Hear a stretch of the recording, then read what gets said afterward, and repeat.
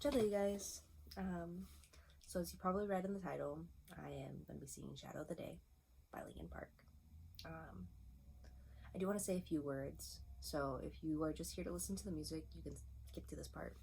But it would really mean a lot to me if you would just hear me out for like maybe the next 5 minutes. Because I want to talk a little bit about why I finally decided to learn the song. I wanted to learn it for a very long time, but I felt like I never had a really good reason to kind of push myself to learn it. And sadly, a good reason finally came, and it's part of the reason why I'm wearing black. As a lot of you know, I'm an aunt to a lot of other adults who happen to be older than me, but honestly, they're not older than me by a lot. Most of my nieces and nephews are in my same age group. They just happen to be a few years older, a couple months older, different, just different age groups, but we're all relatively in the same bracket. So with that said, I have to acknowledge the fact that I am a young person. And I have to say that because old people will begin to get offended if I don't say that. They'll be like, you can't say you're feeling old, I'm old. And to that I say, you're not old. But I can't say that if I just said that I'm old, right? So that's, sidetracking. Anyway. Yeah. So one of my nephews passed away.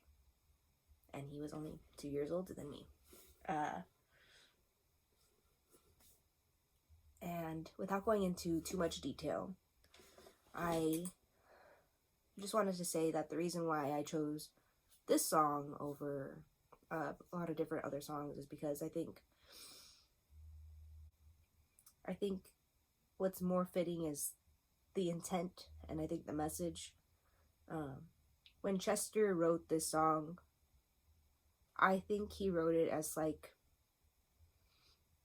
an ode to those negative thoughts, to the fact that sometimes those negative thoughts do get the better of us, and that does not mean that people who die from those thoughts or circumstances deserve any less respect. I think his intention with the song was to say that a death is a death, and at the end of the day, you deserve to be honored and respected and loved,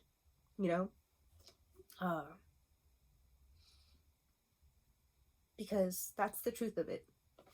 Doesn't matter what led up to our demise. We're all going to die at some point. But there has to be a moment to give that person their space for their passing, And I think that's kind of what today was about. My family struggles with a lot of mental health and substance abuse issues, but that doesn't mean that my family hasn't come a very far way from that. And I think that's kind of why this death did kind of strike a chord for a lot of people, because it's that thing you never stop hearing about, where it's like, how could we have been so distracted? How did this happen so fast? How did it get out of hand so fast, so quickly, And the thing is, we can't really know what leads up to all of the things, We can only know what we're told, and we can only know what we see or experience. And I think that's the thing, is at the end of the day, pain is pain, and we just have to learn to tell others when we're in pain, because that's the only way we're going to be healed, because pain is a shared experience. You either share it with others and others can understand your pain, or you have to explain your pain in a way that somebody who does not know what pain you've been through can understand it and can help, if they are the only person that can help. And that's kind of the, some people, because people don't want to have to explain why. They don't like explaining themselves in general, let alone when they're feeling something icky like sadness. But the truth is, you're feeling it, and you deserve to be heard for whatever it is, because substance is not the answer. You know, if we're talking about self-control with our substances, like, substances are meant to be there to enhance celebrations or healing. And yes, it can feel sometimes that sadness can be healed with a substance, but it cannot. That is not what it is. That's not the type of healing that it provides, usually. And sadly, most often. And that is, I think, where we end up in this sad cycle of situations that do sometimes happen. And that is where we are. So because of that, I think I just want to encourage everybody to check in on one another, check in on their family that maybe they haven't checked in on in a minute, their friends that maybe they haven't checked on in a minute. Basically your loved ones, you know, because life happens so fast and things in our life can get out of hand so fast. And I think we all deserve to have somebody at least hear us so that we can try to figure out how to begin to help ourselves. Even if that's the bare minimum, that all they can provide, you know? It at least gets the gears going. Because, you know, it's one of those things where it's like, it should be an inevitable. Inevitable is not the right word. Preventable. It should be preventable. It shouldn't happen. But that doesn't take away from the fact that it does happen, you know? So now I find myself here with a new song that I've learned. So, R.I.P. Michael.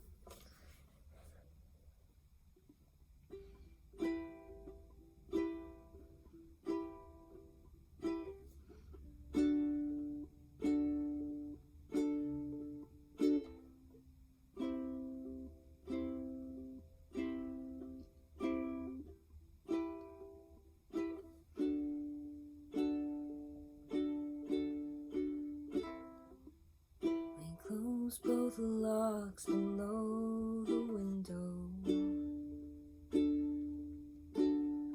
We close both the lines and turn away.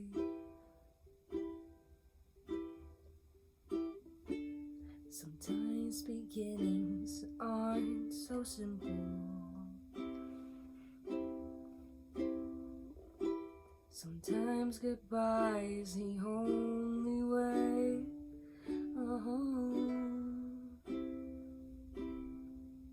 And the sun will set for you. Yeah, the sun will set for you. And the shadow of the day will embrace the world in gray, and the sun she'll set for you.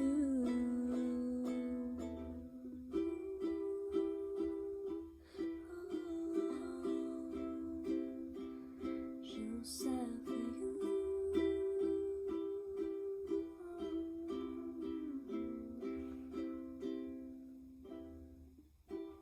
With cards and flowers along your window, your friends all plead for you to stay. Sometimes beginnings, they aren't so simple. Sometimes goodbye is the only way.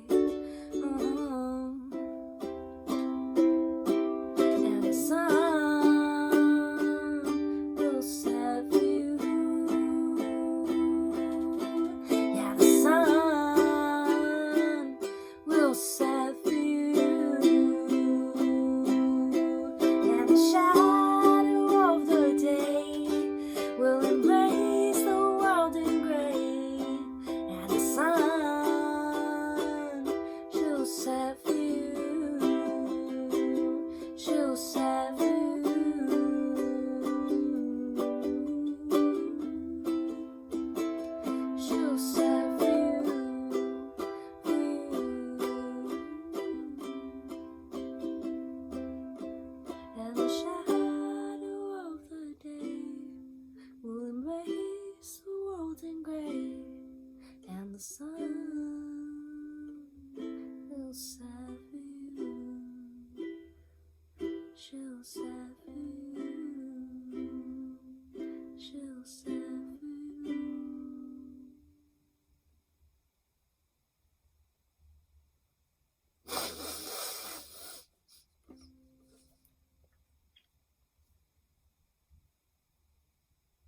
Anyway,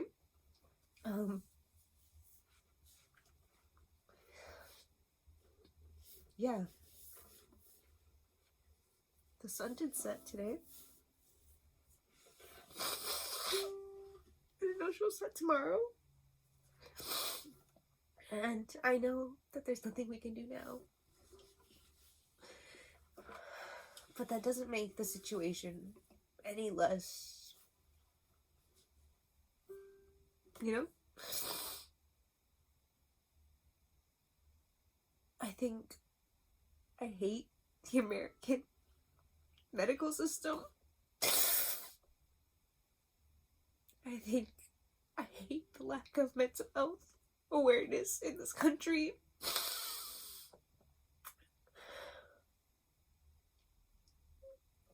I don't know.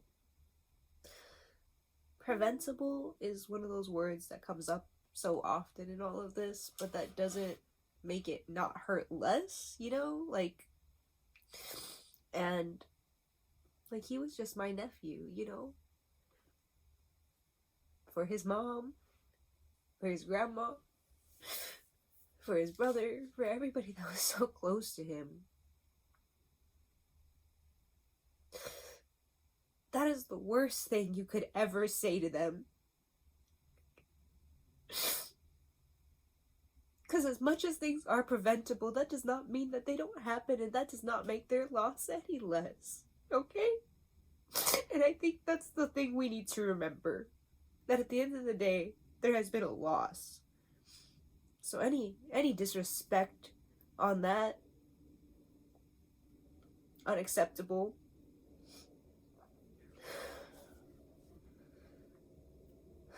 People are allowed to grieve. And they are allowed to have space for that grief. And that is, I think, what everybody needs to remember. Grief is an okay thing to feel. You are allowed to feel it, and there should be spaces for you to be able to feel it.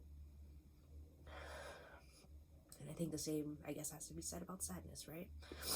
We need to make more spaces to feel it and explore it so that we can heal from it. Because preventable and unacceptable are not the words that I want to hear anymore.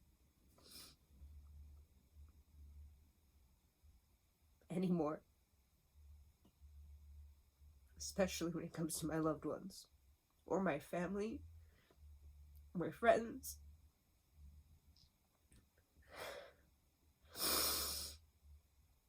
That's, I think, all I can say.